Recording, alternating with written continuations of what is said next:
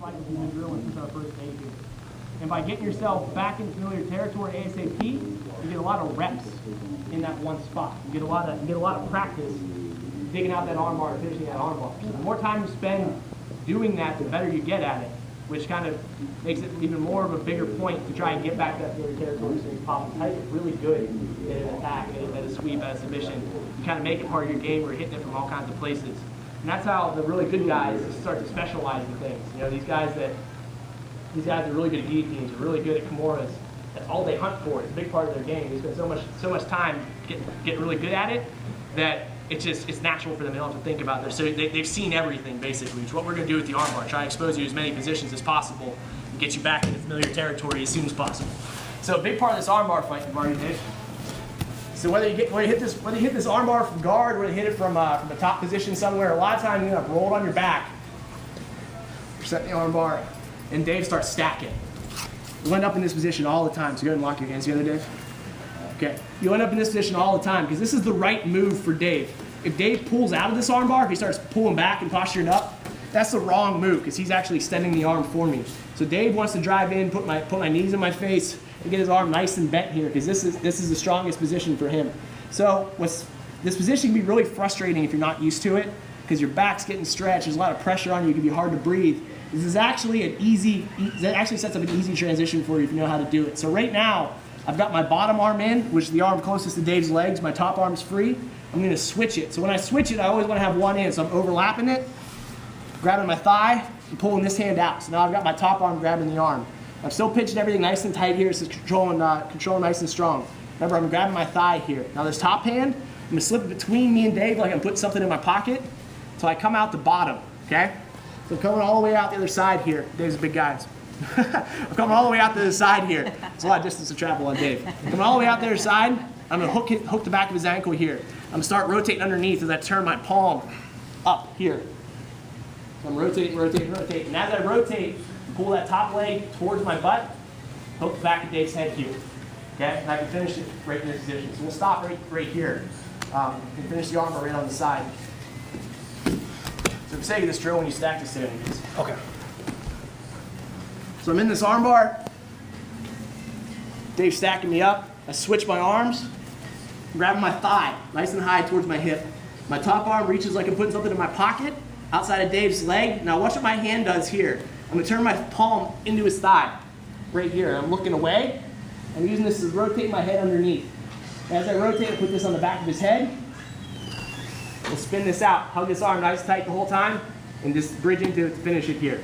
Now there's a couple reasons why I'm putting my foot on the back of the head here. A, it sets up my next transition, which we'll look at next. And B, it protects me. If I let this leg go on the mat in front of Dave's face, maybe I'll try out so I don't kick you in the face. All right, I can pinch here pretty well, but with Dave's free hand, you start pinning my leg to the mat with the other hand. Yeah, you start pinning that leg to the mat, start taking pressure away from me. So if I hide it, good, wait a second. Put it here, you can't reach it. So I can keep that pressure in and still fight for this armbar. One more time.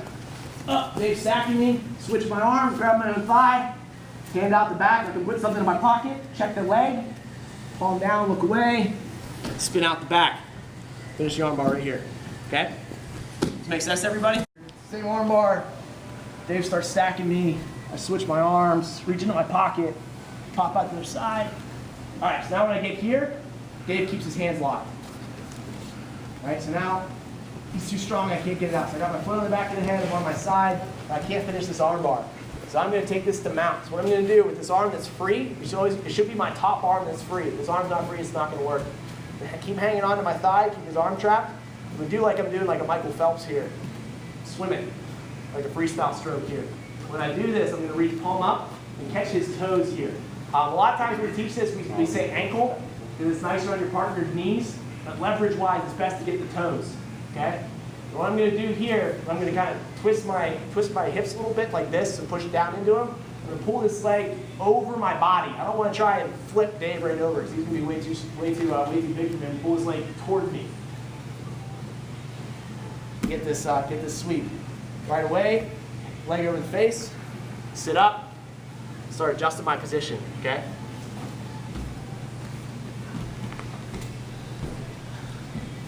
Again. arm bar. You're gonna spin under here. Dave's got his hands locked. Now, when you guys are drilling this, go ahead and pull your knees in for your partners, just to make this a little easier, just to get the practice in. Do Michael Phelps, palm up here, so you're going between the mat and his toes, palm up, grabbing it right here. You're gonna pull it over your body, here. There's a little bit of torque on your knees. But mostly it's going to be the leverage of that swinging that leg around is going to do it. It shouldn't feel like a lot of work. He's quite a bit bigger than me, but the leverage makes it pretty easy to get that swim going. One more time, spin under. He's locking his hands, got that foot behind the head. Remember I said the foot behind the head is important? This helps Dave somersault. Because if I can't get his head bent, it's going to be really tough for this move to work. Michael Phelps, hit that leg. Come up right away. Go and hook the leg, keep a little bit of control, that's fine too. Right back into this position. Make sense, everybody? What we're going to do again is I'm just going to be part of this lesson. So we have in this position a lot. So we'll make sense in a second, I promise. We have one hook in. We're kind of fighting to hit the back here. We don't feel like we can get the seatbelt in. We don't feel like we can set this position. So what we do instead is we punch this leg all the way through the other hip. Stay here. Whether on purpose or on accident, sometimes you end up here and scramble. And your arm is going to swim across his back and hook this arm here on his build. Right across his back, hook the elbow here, my other hand's on the mat and keep balance. Now I'm going to bring my hip up into his armpit and bring this leg over the back of his head, knee on this side of his head. I'm going to pinch it underneath his shoulders here and hit my arm bar. Okay? Really basic arm bar from the back. Now, 9 times out of 10, Dave can go hell no. You can lock his hands together. You're going to go right back into your swim. Okay? Same move you're just doing. Right up in the same spot, sit on the arm bar, do it from the back. From here, hook it all the way across the hip, like an arm bar position, right? We just hook it upside down where we'd be. We cross his back, hook the arm, nice and deep, grab your thigh, take the hips up into his armpit, bring his knee over his head. Now when you're bringing his knee over the head, try and bring it around and try and dig it underneath. Like you're trying to jam it into his pec. Here, go and reach your foot right away with the swim. You get a lot of momentum coming off the back like that. A lot of gravity giving you force. Can you see how somebody did? Yeah, they've already done it. So here, hook. Punch it all the way through. Like I said, you have a lot of momentum here. Bring it across the back, hooking the arm, grabbing the other side. Take the hips nice and high into his armpit, just like you do an arm bar from guard. Bring it down over his head, just go and swim. All the way into it. All one motion. Just assume he's going to grab his hand and just power through it. If it happens to pop out in the middle of it, good. Finish it there. Does that make sense, guys? Back from guard, you get an arm bar from the back, right? This is a concept called the rewind principle.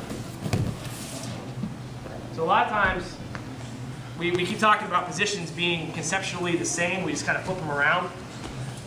So even though I'm here, okay, I'm on Dave's back, and I start going into here. I'm into this arm bar. It's the same arm bar I end up in when I go out and guard, right? Okay? That's the same arm bar I get when I do the spin under arm bar. I know that sometimes when I'm here, I get this arm. Sometimes Dave stacks into me really hard, and I end up out on his back. You guys ended up here in a scramble, right? You guys start taking the back here, okay? So we know that the arm bar connects to a back take in at least one situation. So what we can do is we can say to ourselves, well, this is an arm bar.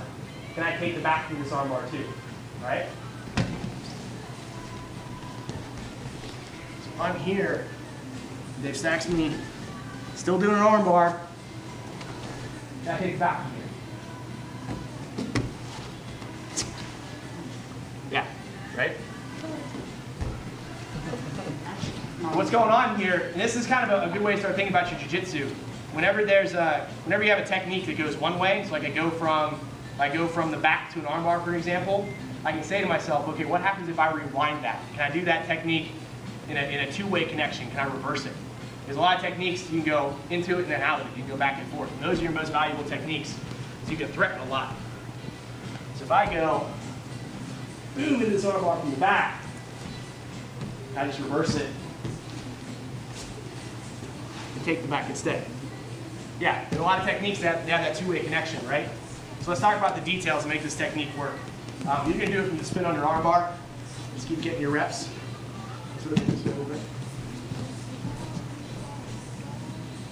So Dave stacks. Boom. Spin under. I'm here. Now Dave locks his hands together really tight. Now what will happen sometimes is he'll start dipping his shoulder a little bit, trying to pull that arm away. He's trying to make that grip really loose. Now with my hands in here. I'm just going to check this. Pull this arm out, post it on the mat. Hand on the mat. Turn my hips down and do a big high step with this leg. Start taking this back here. Just swing this arm back and catch a hip or catch a lat. Do a little bit of a scramble. It looks kind of fancy, but it's actually very, very effective. Dave stacks. Spin under. He starts turning away, trying to rip that arm out.